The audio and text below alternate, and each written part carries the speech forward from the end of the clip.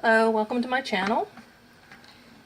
Last year I made a lot of wine, a lot more than my husband and I and friends and family are going to drink, and so they're aging nicely. I made some more earlier this year and different stuff.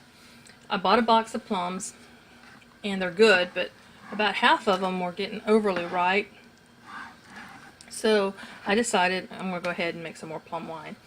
This ended up being 4 quarts of plums when it was cut up, and I added 21 cups of sugar, and you see how this is just, I've been just mixing it as I was putting 4 cups in at a time and stirring it.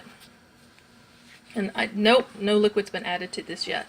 I'm boiling some water, and I'm going to slowly add the boiling water into this. I found that I got a nicer color and a little bit more flavor if I did the sugar and the fruit first, like this, versus putting the sugar in the hot water to melt it all. And this is a recipe for 3.5 gallons. So this will go into the my 3-gallon carboy, and a little bit left over, and a little bit to use and add in as I sample and take. I'll do the specific gravity on this and follow this more closely. I've been kind of slack about that. I try to do that, and to me it doesn't really matter. I'm going for taste and enjoyment. I'm not going for a buzz or getting drunk off any of this. I don't drink to get drunk.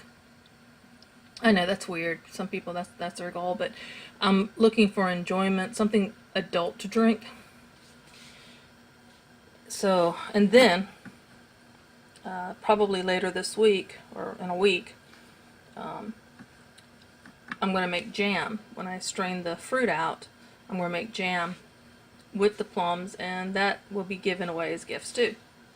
So, hope you follow me with this. I'll put the recipe in the description, my simple country wine recipe. Thanks for joining me. Be a blessing and be blessed.